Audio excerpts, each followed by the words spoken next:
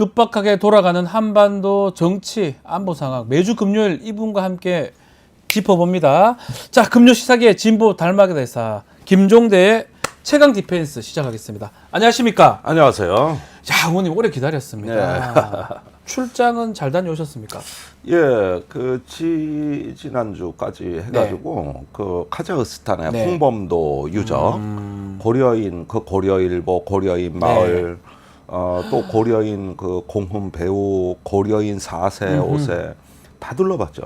그래가지고 뭐 여러 좋은 의미 있는 행사 가졌는데. 참 제가 놀란 게 고려인 4세 5세 되면은 과거 그 스탈린 치하의 블라디보스토크 연해주로부터 카자흐스탄에 이르기까지 이게 민족이라는 게 소멸될 법도 하거든요. 동화되거나. 저 지금 그 질문 드리고 싶은데 그 4세들 뭐 우리 민족 생각이 있습니까?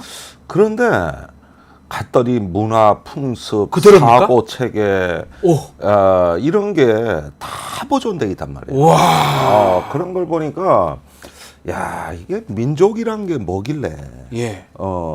우린 국내에서 그들을 잊고 사는데도 저렇게 그 면면하게 이어져 내려오는가? 이 점에서 참으로 무거운 역사와 이 민족의 무게감을 느꼈다. 저게 면면하게 이어지는구나. 그다음에 같이 음식을 먹어보고 해도 다 한국 음식이에요. 한국 음식. 그래서 야, 이게 정말 그 억센 그 생존 의지와 우리는 고려인이다.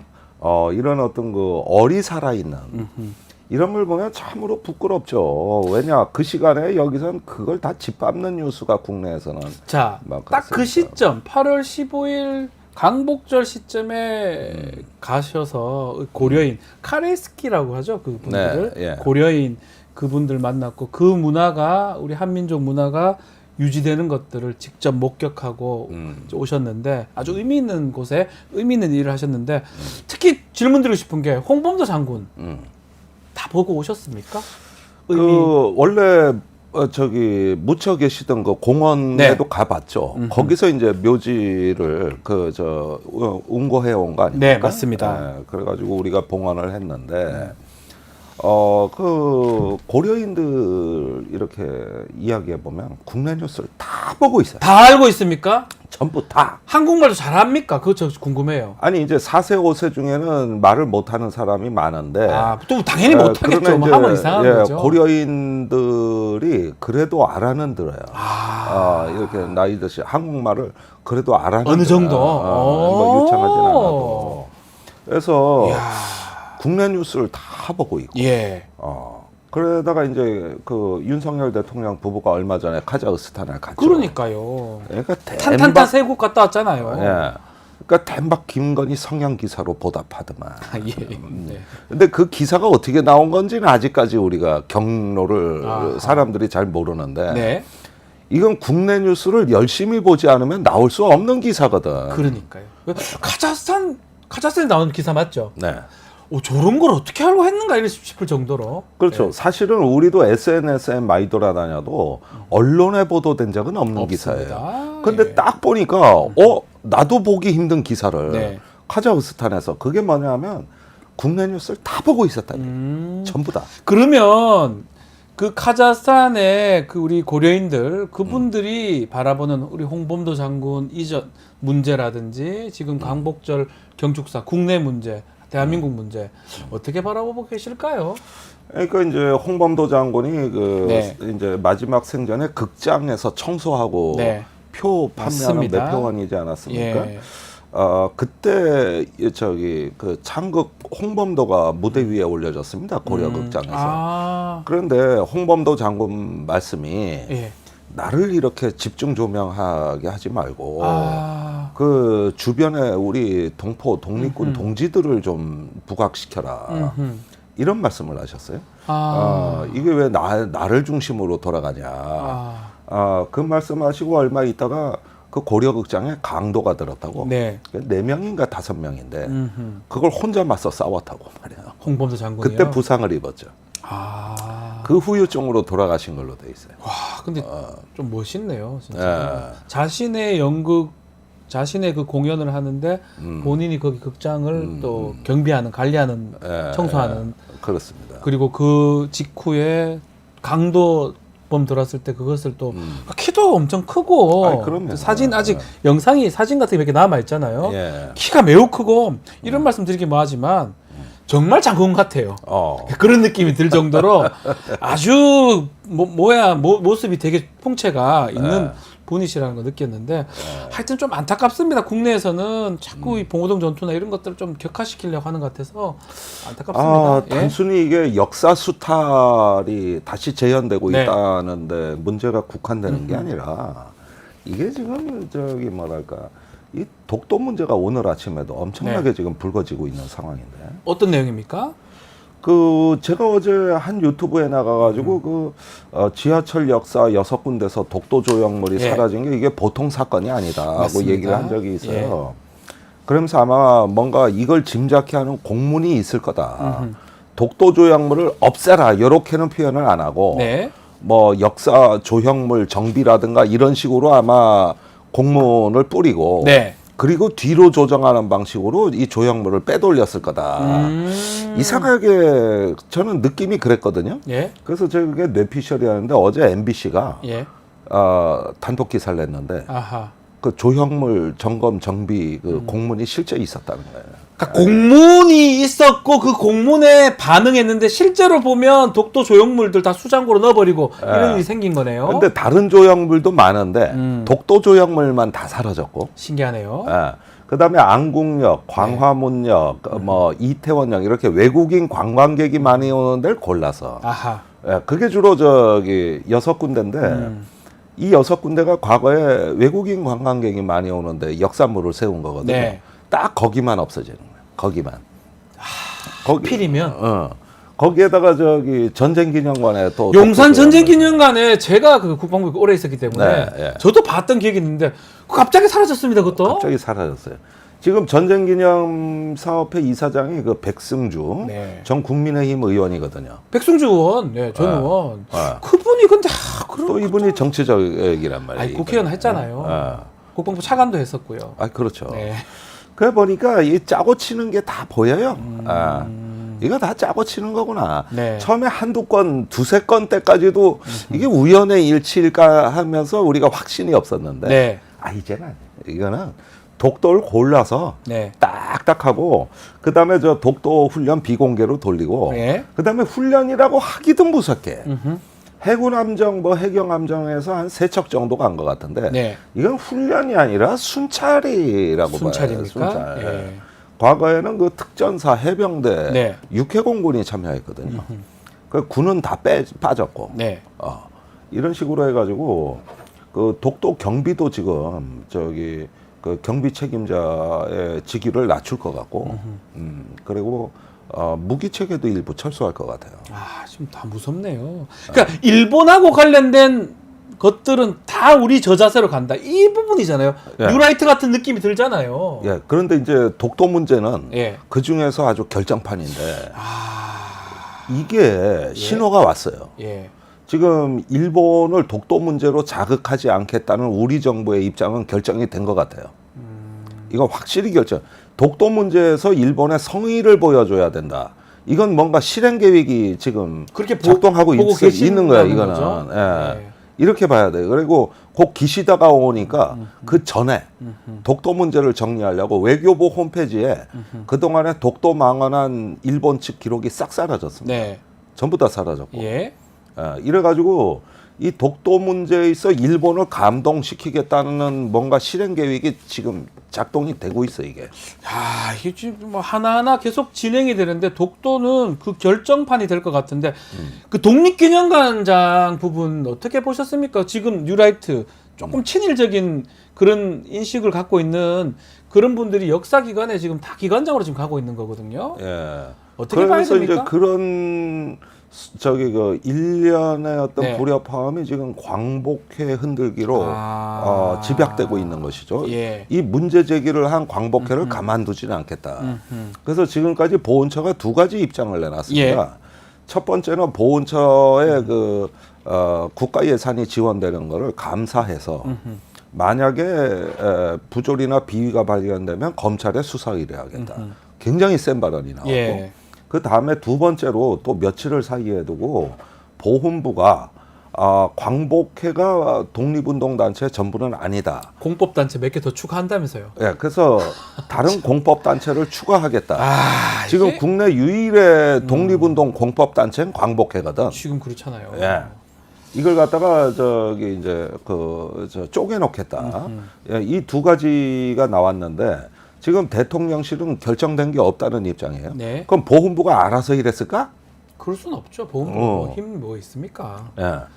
그러니까 이게 눈 가리고 아웅인데 네. 결국은 저 광복회 무력화, 그다음에 독도에 관한 어떤 그 우리 안보적 가치와 역사적인 어떤 가치 지우기, 예, 이것이 저 착착 진행 중에 있는 거죠. 지금 우리 의원님께 질문 한번 드리고 싶습니다. 윤석열 정부 역사 인식 문제 있다. 많은 국민들이 지적을 하고 있어요. 독도, 홍범도 장군, 지금 강복회 등등 이런 지적이 계속 됨에도 불구하고 단체장들도 마찬가지입니다. 계속 그냥 진행이 되고 있는 것 같은데 과연 어떤 생각을 갖고 있는지 좀 이해가 잘 안 됩니다. 어떻게 봐야 됩니까? 그러니까 크게 보면은 네. 지금 세 가지 사상이 들어와 있는 거예요. 세 개가요. 예. 예. 첫째는 저기 일본 우익 사상. 이게 말하자면은 식민지 근대화론입니다. 네. 두 번째는 저 이제 중국 정점론이라 그래서 중국은 곧 망할 나라, 일본에 붙어야 된다는 지정학이 들어와 있다. 네. 일단 출발 자체가 중국은 곧 망한다는 비현실적 가정. 미국하고 중국하고 붙어서 중국이 망할 것이다 이렇게 생각한다는 거잖아요. 그렇습니다. 예. 이게 출발점이 이제 사상의 씨앗이에요. 네. 이런 사이비 지정학. 세 번째가 천공의 통일론. 잠깐만요. 그 세 번째는 좀 그것도 맞습니까? 천공이 2025년 통일론 얘기하니까 윤 대통령이 올해가 자유대한민국 통일 원년이라 그러지 않았습니까? 그러니까 그게 저기 이건 설명은 이렇게 되는 거예요. 네. 작년에 천공이 2025년 통일론을 얘기했어요. 맞습니다. 그래서 남북 긴장이 지금 고조되면 더 좋대. 그다음에 북한에 USB를 넘겨 교육시켜야 된다 그랬어요. 그런데 올해 3월에 김영호 통일부 장관이 자유북진 통일을 주장하거든. 네. 그런데 거기 그 기관장 회의에서 한 말인데 그때 참석한 국립외교원장 박진희가 네. 긴장이 고조되면 더 좋습니다. 네. 통일의 기회가 옵니다. 천공말하고 거의 토시까지 똑같은 얘기를 해. 그 다음에 이제 8.15 경축사가 나왔는데 네. 이제 통일 대한민국 원년을 선포한다 그러면서 네. 이게 사실은 북한에 대한 자유와 혁명론이란 말이에요. 네. 레짐 체인지, 즉 북한의 체제 전환을 얘기했단 말이에요. 네. 이러니까 쭉 이어져 오는 게 김건희 명품백에서도 최재형 목사가 청탁한 핵심은 뭐냐면 남북 관계. 북한 관계 얘기예요. 네. 근데 이제 김건희가 남북 관계는 제가 직접 나설 거라고 그랬단 네. 말이에요. 그러니까 이 정부에서 어떤 친일 그러면서 식민지 근대화와 그 다음에 어떤 자유북진 통일 이거는 이제 표리 관계를 이루는 동전의 양면으로 구축돼 있는 것이죠. 그 다음에 이제 반중 이게 이제 마지막 사상. 이렇게 세 가지 기둥으로 이 정부의 그 이론 사상 체계가 확립돼 있는데 이건 신뢰성 있는 이론이 아니라 말하자면 잡탕의 지정학이다. 잡탕의 지정학이다. 예. 그래서 그 히틀러가 1919년에 하우스 오퍼라는 사이비 지정학자를 만나면서 비극이 시작된 거거든요.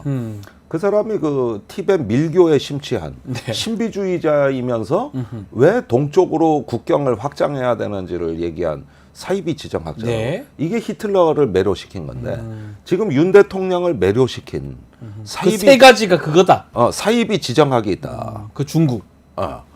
중국에 관한 거, 일본에 관한 거, 북한에 관한 거죠. 야, 그 좀 들으니까 좀 이해가 되면서도 좀 씁쓸하기도 하고 좀 아프기도 한데 그 중에 이제 중국하고 북한 말고 일본 얘기는 지금 계속 되고 있잖아요. 특히 김태호 차장 같은 경우는 중일만 논란 지금 크거든요. 네. 중요한 건 일본의 마음이다. 일본 극우 쪽 마음 생각하고 비슷한 거 아니냐. 되게 근데 또 한편으로는 실언 아니냐 이렇게 얘기를 하니까 아니다. 진짜 저런 인식 갖고 있는 것 같다. 이런 얘기도 있는 것 같습니다. 아니, 그러니까 이 사건의 가장 황당한 대목은 이거예요. KBS에서 8월 16일 저 말을 했어요. 중요한 건 일본의 마음. 중일마. 예, 이 말을 했다고. 네. 그리고 며칠 있다 검찰은 중요한 건 감사의 마음이다. 요즘은 왜 마음 시리즈가 많어? 중감마입니까? 중감마입니까? 예. 아니 뭐 템플스테이 하나 뭐 마음 공부에. 이거는 김건희 여사 디올백 사건 감사의 표시다 이렇게 해가지고 감사의 마음이래. 네. 어쨌든지 간에 16일 날 저 발언이 이제 중일마 발언이 나왔어요. 네. 근데 이게 문제가 됐어. 그러니까 이튿날 더 엽기적인 사건이 일어난 거예요. 어떤 거죠? 모든 언론에 대통령실 관계자라고 그러면서 그 이 발언에 대한 해명이 나왔는데 일본이 그 사과하는 거 이제 필요하고 있다. 예, 맞습니다. 그러면서 이런 어떤 일본의 상황을 설명하며 해명을 하는데 이 해명을 한 고위 관계자가 김태효야. 그러면 안 되는 거 아닌가요? 자기가 얘기해놓고 자기가 해명한다? 그렇죠. 납득할 수 그러니까 있습니까? 판사, 검사, 변호사 노릇 다 하겠다. 자기가 다 했다는 거예요? 이게 코미디인데 이걸 언론이 안 썼어요. 알고 있는데도 안 썼나요? 이거는 안 되지 않나요? 엠바고라고. 안 되지 이거 않나요? 규칙 어기면 대통령실 출입기자가 쫓겨난다는 거예요. 언론도 문제네요. 예. 그런데 뭔 의미가 있습니까? 자기가 이러고 자기가 아니라고 하면 어떡합니까? 제3자가 해명한 줄 알았는데 김태효 본인이야, 본인. 이게 뭡니까? 이거 되게 웃기는 대목이거든요. 김태호 이 사람, 김태호 차장 정말 논란이 이전에도 계속 있었잖아요. 근데 지금 국가안보실장은 한 3-4번 바뀌고 있는데 본인은 쭉 갑니다. 네. 실력입니까? 인맥입니까? 이것도 궁금해요. 저는 이게 고려 때 신돈이다, 이 사람. 예? 완전히 이 사람은 윤 대통령의 눈가기를 완전히 장악했다. 윤 대통령은 국민왕이고 김태호 이 사람은 신도이다. 신돈이다. 요승. 완전히 장악했어요. 이 사람이 지금 NSC 사무처장을 겸임하고 있거든요. 거기가 그 정보의 길목을 딱 쥐고 있는데요. 실무 라인을 장악하고 있다. 네. 그러니까 대통령한테 올라가는 모든 정보 라인은 다 김태효라는 필터를 통해서. 네. 그다음에 의사결정의 그 길라잡이라는 게 전부 김태효예요. 그래서 저 안보실 1차장이라는 건 허울이고 네. 사실은 NSC를 장악하고 있다. NSC가 더 중요하네. 국가안전보장기구 이 사람이 장악하고 있다. 장악하고 있다. 그럼 정보가 대통령한테 들어가는 게 다 외교, 통일, 국방, 국정원 다 이렇게 장관들이 모여가지고 NSC 상임위를 하잖아요. 예. 거기서 의제 설정하고 발제하는 게 김태효예요. 본인이 다 하신다. 그러니까 장관이 왜 김태효라니까. 지금 구조가 이렇게 형성이 돼 있고 그다음에 대통령한테 가는 일일 정보 보고를 전부 저기서 장악하고 있는. 이렇게 보면은 이게 왜 실세인가가 하는 게 구조적인 설명이 되고 구조적으로. 그다음에 개인적 백그라운드도 이 사람이 낙하손해상 수상자라는 거야 뭐 다 알려진 사실입니다만 MB 정부 때도 남북 관계의 판을 깨고 한일 군사정보보호협정을 체결하려다가 그때 MB한테 걸려가지고 쫓겨난 사람이라. 못했죠 그때는. MB도 워낙 이게 극단적으로 일탈을 해버리니까 실세 노릇을 다 하니까 어쩔 수 없이 잘랐지. 지금 그 버릇이 다시 나오고 있는 건데 그때 MB 정부에서 청와대 유일한 외교안보 분야의 뉴라이트가 김태효 한 명이었어요. 그 사람이 지금 이제 아주 실세 중에 실세가. 그리고 이 사람이 이제 그 윤석열 정부 출범 직전에 신아세아 저널이라는 그 학술지에 쓴 논문에 이 서문에 정확히 이렇게 나와 있어요. 미국이 과거 냉전 시대 소련에 했던 것처럼 대중 봉쇄 정책으로 중국이 굴복하고 쓰러질 때까지 압박할 것이다. 이러면서 완전히 중국을 이겨놓을 것이다. 그래서 한국은 미중 사이의 균형을 잡는 시대는 끝났다. 이렇게 글을 쓰거든요. 그러니까 마인드 자체가 일본의 극우랑 유사하고 중국을 매우 망할 것이라고 생각하는 김태호 생각이네요. 어떻게 보면. 이제 중국은 망하거나 곧 망할 국가. 그러니까요. 그랬는데 이런 논문이 일본 극우한테 일종의 진상품이자 상납이라고. 이게 일본이 제일 좋아하는 말이에요. 그렇죠. 그래? 그래서 일본한테 붙는 거야. 그러니까 봐봐. 청일 전쟁 때 조선에 대한 어떤 영향권을 두고 청나라와 일본이 충돌했잖아요. 그렇죠. 그게 청일 전쟁 아닙니까? 그게 청나라 졌잖아. 예, 졌잖아요. 그래서 일본이 시모노세키 조약 아닙니까 그게? 예, 아니 그 맞나요? 시모노세키 조약인데 그 전에 텐진 조약이라고. 텐진 조약이죠. 텐진 조약. 예. 텐진 조약에서 그 저기 청나라와 일본은 조선에 출병할 때 상호 통보하기로 했거든. 맞아요. 그래서 청일 전쟁이 일어난 거고 예, 그 예. 직후에 만든 게 시모노세키 조약인 거죠. 예. 여기서 이제 일본이 결정적 우위를 점하게 되는데 지금 그때 청나라하고 똑같은 겨. 네. 이 사람의 세계관에서는 중국이. 예. 그 지금 김태호 그러니까 일본 극우 입장에서는 거의 뭐 어마어마한 진상품이죠. 괜찮은 사람이네요. 진상품위에다가 거기에다가 최근에 일본하고 왜 안보 협력하는 거 있잖아요. 그 한미일 안보 협력하는 거 이제 각서까지 비밀리에 그 했지만은 네. 이게 가만히 내가 그 내막을 들여다 보니까 1941년에 일본의 지정학이라고. 그때 일본이 그 석유 금수 조치에다가 예. 미국의 경제 제재로 거의 파탄 상태로 내몰리니까 네. 이걸 돌파할 수 있는 방법은 동인도, 그렇죠. 그 네덜란드령의 동인도로 쳐들어가는 거였어요. 거기에서 유전을 확보한다. 기름. 네. 그래서 자급적 경제권을 확립한다. 그런데 문제는 이걸 하려고 보니까 미국이 배후에서 막고 있죠. 예. 막고 있다. 네. 그러면은 순서를 동인도로 가기 전에 진주만을 먼저 때리고 예. 그 다음에 인도로 가자요. 네. 그런데 지금 일본의 사상이 야, 인도로 가자야. 네. 인도 태평양 전략이란 말이에요. 예. 인태. 예. 예. 그런데 이게 80년 만에 부활한 지정학인데 그때 그 거칠은 그 1941년의 판을 현대적으로 부활해서 이번에는 미국을 어떻게 주저앉히냐. 내가 같은 미국의 편이고. 이익을 대신 실현시켜줄게. 무섭네요. 이렇게 해놓고 인도로 간다. 태평양 전쟁 그 1940년 태평양 전쟁이 미국하고 미국 주저앉히고 가는데 그건 무력으로 주저앉힌다면 지금은 같은 편인 것처럼 해서 그렇죠. 내가 이쪽으로 중국 갈게요 네. 라고 했다는 거네요. 그러니까 그때나 지금이나 목표는 무서워요. 인도양인데 네, 무섭네요. 그러니까 지정학은 불변이에요. 무섭네요. 지정학 예. 자체는 불변이라. 그래서 아시아의 지도국으로 일본이 지역 패권을 차지하려면은 인도 태평양 전략, 인도로 가야 되고 인도양과 태평양은 하나의 전략 공간이다. 이게 일본의 생존 전략이야. 네. 극우가 잃어버린 30년을 겪으면서 일본이 지도국으로 이 위치를 빼앗기지 않으려면 이 길밖에 없다. 그런데 사람들이 개소리 하지 마.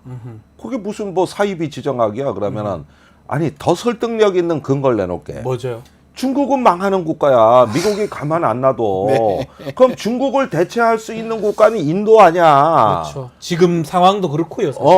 세계적으로 봤을 그래가지고 때. 또 이런 걸 뒤집어 씌워. 여기에 김태효 논리가 다 풀러버릴 거면 전부 다. 지금 김태호 김태호 차장 얘기하다 보니까 이렇게 지정학적, 역사적 얘기까지 우리 의원님께 말씀 주셨는데 이 얘기 한번 좀 제가 질문 한번 드려볼게요. 최근에 대통령이 반국가 세력 얘기 좀 하시잖아요. 네. 한편으로는 친일을 비판하면 혹시 반국가 세력 아니냐 이런 시각도 있는데 그거 아까 어떻게 대통령이 보십니까? 직접 한 얘기입니다. 아, 맞습니까? 작년 9월에 한 얘기죠. 예. 반일 감정을 선동하고 아하. 그다음에 한미일 안보 협력의 성과를 폄훼한다. 예. 이러면서 공산 전체주의 세력에 대한 설명이에요. 그 뒤에 나오는. 예. 그리고 최근에 들어와서는 가짜 뉴스로 상업화됐다. 네. 뭐 우리 같은 유튜브를 얘기하는 겁니다. 그리고 반통일 세력이다. 네. 사이비 지식인이다. 이런 사람들은 전부 반국가 세력인데. 그 누굽니까 그런 사람들이? 그러니까 반국가 세력 얘기할 때 나 같은 사람은 불편하잖아. 왠지 가슴이 뜨끔할 거 아니야. 김종대 전 의원님도 지금 기분이 좀 안 좋습니까? 안 좋은데 그러면은 이런 식인 거예요. 네. 이런 얘기 했다고 가슴이 뜨끔하면 그놈도 반국가 세력이다. 그래요? 저도 좀 그러네요. 예. 저도 뜨끔한데 조금. 네. 그리고 이제 초기 버전은 이거예요. 네. 지난 정부에 가서 유엔에 가가지고 저 대북 제재를 해줘 달라고 읍소하고 네. 유엔사를 해체하는 종전선언에 합창을 부른 세력. 네. 요것도 이제 반국가 세력이에요. 정말. 그러면은 그 어마어마한 세력이죠. 결국 쉽게 얘기하면 본인의 친일 노선을 반대하면 다 반국 세력이 될 수가 있다. 예, 그 얘기예요. 저 궁극적 질문 하나 드려볼게요. 뭐 대본에 있고 이런 건 아닌데 그냥 일본하고 같이 가면 우리 국민, 우리 대한민국, 우리 민족한테 유리한 거 맞아요?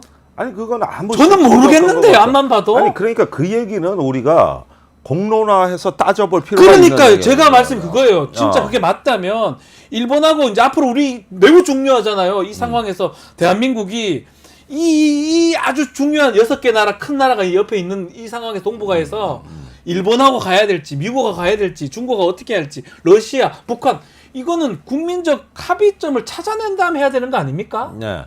그러니까 우선 이게 맞는가 하나의 어떤 망상이 네. 정책이 돼버리면 이게 위험하거든요. 그러니까요. 그게 히틀러가 하우스 오퍼를 만나서 그렇게 된 거예요. 예. 결국 독일 국민 500만 명이 죽는 인류 역사상 가장 끔찍한 맞습니다. 유대인 600만 명이 죽고 전 세계적으로 2차 대전에서 6천만 명이 사망했습니다. 매우 많이 죽었죠. 예. 그랬는데 이런 망상은 작은 데서 시작이 됐거든요. 근데 이 망상이 정책이 되기 전에 공론의 장에서 이성의 용광로에서 그렇죠. 해부해 봤느냐. 그러니까 즉 이론화되고 사상화되는 과정이란 게 있는 건데 아하. 그걸 생략하고 바로 정책으로 가는 거거든. 있다. 그러니까 이 부분에서 그런 것들을 따져봐야 되는데 어느 날 그냥 도독처럼 왔어요. 네. 그러더니 순식간에 뒤집혔거든. 지금 그렇습니다. 예. 예, 이게 일본하고 민주적 과정이 없다고. 예, 전혀 공감 못하는 사람 제가 봤을 때는 60~70%가 되고요. 네. 그게 맞다고 지금 계속 우기는 사람 몇 명 안 되는데 그게 지금 아주 정책의 중요한 요소가 되는 것 같으니까 이런 얘기를 하는 거고 말씀대로 공론화를 해가지고 했다면 모르겠지만 전혀 없었잖아요. 아니 그러니까 왜 갑자기 어느 날 갑자기 무슨 이유로 아태가 인태로 바뀐 거야? 그러니까요. 우리가 아시아를 왜 버린 거지? 왜 인태로 갑니까 우리가? 그러니까 유라시아, 아시아를 버렸단 말이에요. 네. 그러니까 중국, 러시아를 버린 건데, 근데 저기 윤 대통령이 지난 정부가 대북 제재 해제한다고 읍소했다 그러는데 이 정부에서 실제 대북 제재가 해제됐어. 네. 무슨 얘기냐? 그 중국, 러시아가 유엔 안보리에서 비협조로 지금 유엔 안보리의 대북 제재 전문가 패널이 해체됐거든요. 예. 이건 제재가 해제된 거나 마찬가지예요. 그러니까 실제 제재한 건 윤석열이요. 네. 중국, 러시아를 포기한 대가가 이거예요. 아하. 그러니까 아태가 인태로 바뀌면서 주변 상황이 우리한테 불리하게 전개되기 안 좋게 시작해요. 되고 있어요. 굉장히 나빠졌거든. 네. 굉장히 나빠졌거든. 그러니까 이게 뭔가 망상이었다. 실증적인 검증을 안 거친 어떤 그 하나의 담론이 정책화된 것이다. 네. 이런 것들을 이제 우리가 비판할 수 있는 거죠. 네. 그러니까 돌아온 답변이 반국가 세력이야. 그러니까요. 마지막으로 지금 기시다 총리가 이제 9월 달에 방한을 한다고 하는데 전 이것도 질문 좀 드리고 싶어요.